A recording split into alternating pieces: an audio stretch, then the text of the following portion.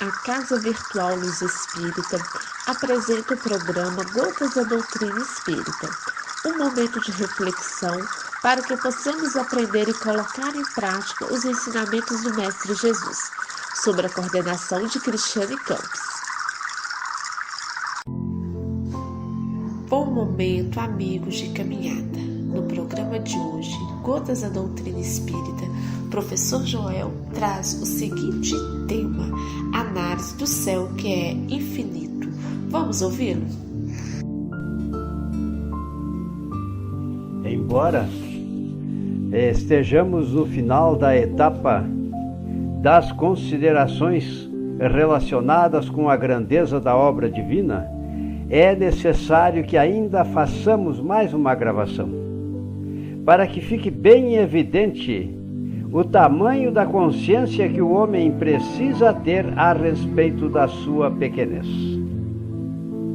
É preciso então que gravemos e digamos que Camille Flammarion era um estudioso de astronomia lá no ano de 1848.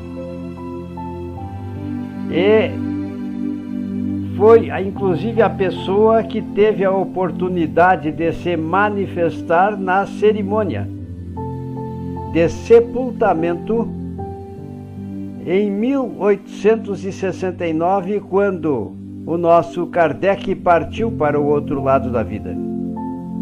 Acontece que Camille Flammarion era médium e, através da sua mediunidade, aconteceu a manifestação de Galileu Galilei, que deu a ideia a respeito do tamanho do espaço cósmico, no sentido de demonstrar que a criação divina se espalha por todo o infinito. E na sua proposição deixou muito evidenciado que este universo não tem começo nem tem fim.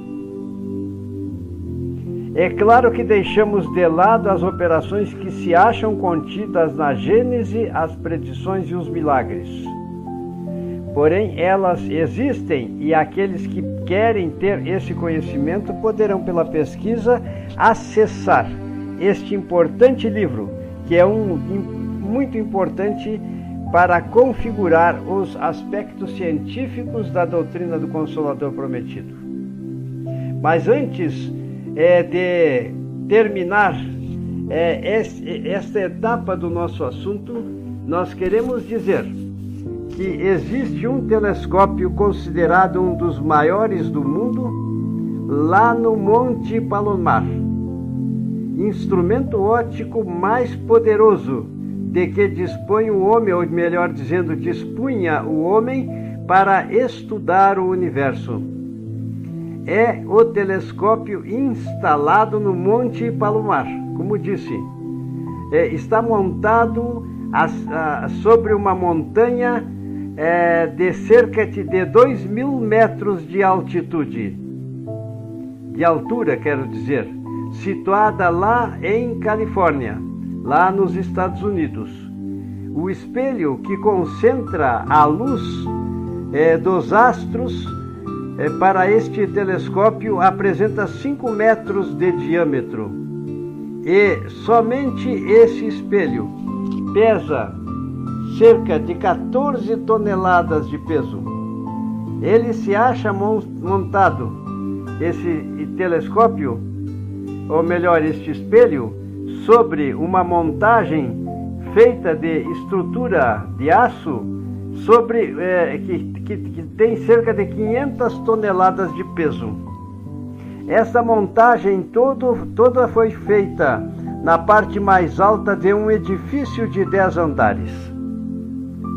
E esse telescópio é tão perfeito e tão sensível que a força de um ventilador é capaz de movimentar os equipamentos necessários para que ele fique direcionado para o infinito e permita ao homem ter a percepção deste universo.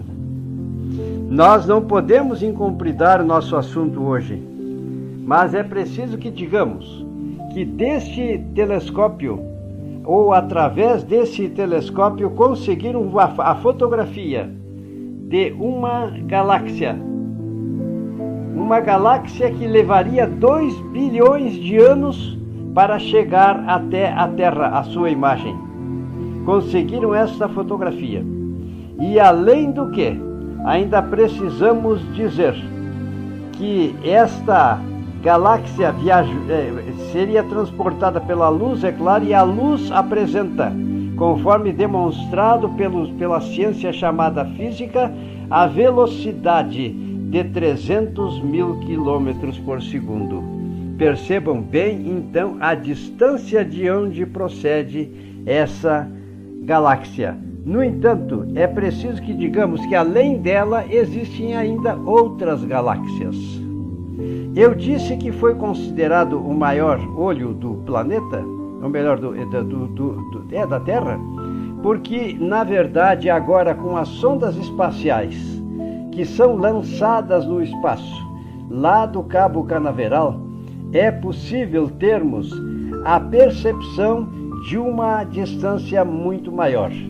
Só para que nós possamos ter uma ideia, é necessário que eu diga, foi necessário que a gente calculasse através da utilização de supercomputadores, isso tudo acontecido lá no Cabo Canaveral, onde estas sondas espaciais captavam imagens do espaço e mandavam-nas na forma de sinais para supercomputadores. E estes supercomputadores, dentro da probabilidade matemática, que é uma realidade, é uma ciência também do campo da matemática, nos permitiu estabelecer, dentro das estimativas de probabilidades matemáticas que, ao alcance das sondas espaciais, podemos estimar, ao alcance das mesmas, cerca de nebulosas chamadas irresolúveis, e o número destas nebulosas chega a 10 na potência 13. Isto quer dizer que as sondas espaciais e a utilização de supercomputadores permitiu que nós calculássemos como sendo 10 na potência 13, que quer dizer 10 trilhões de nebulosas irresolúveis ainda existentes no espaço. Percebam, meus irmãos, o que quero dizer, porque cada nebulosa irresolúvel representa uma galáxia distante da nossa e que pode ser percebida, ainda que de maneira difusa, pelo homem, e já muitas delas estão registradas em fotografias.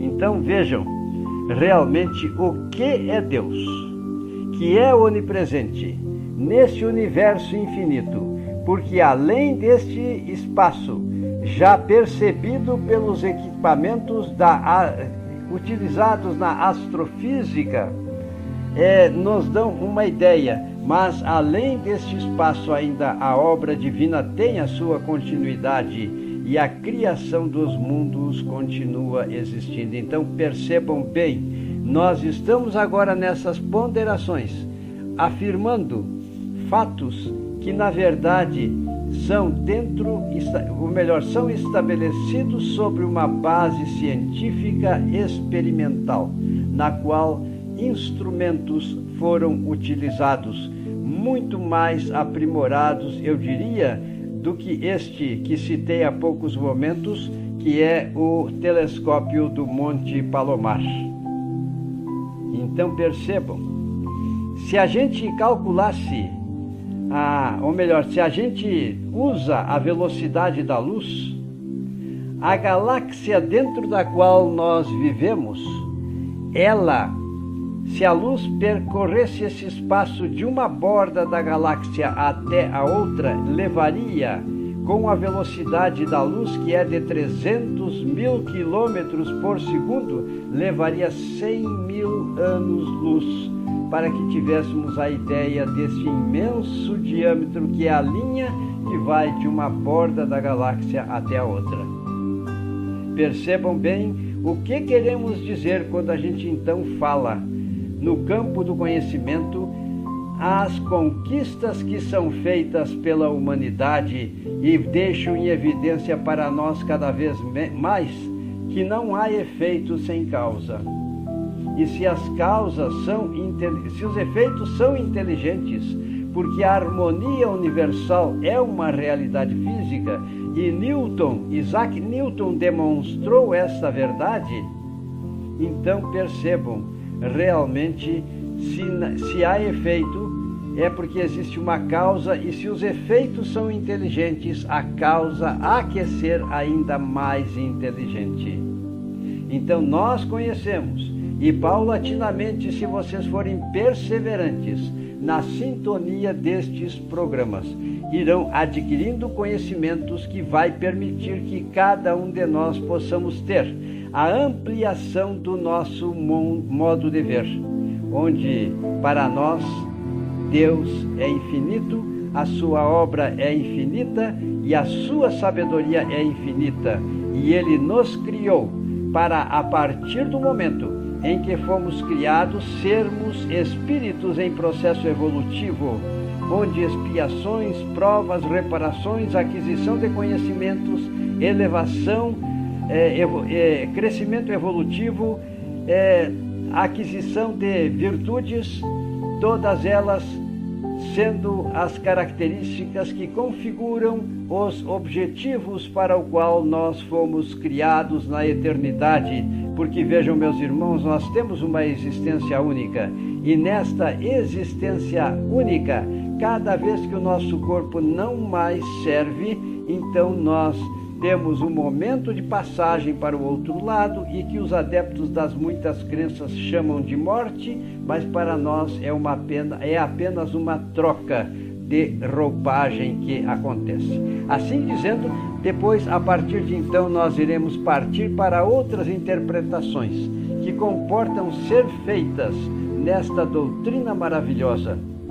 Mas lembrem-se, conheçam a verdade, porque através da aquisição destas verdades, nós conseguiremos a nossa libertação da nossa ignorância, que muitas vezes é fruto de muitas existências passadas.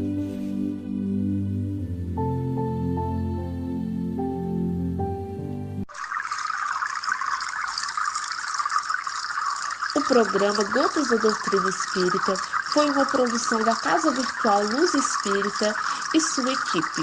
Acesse www.cavile.com.br.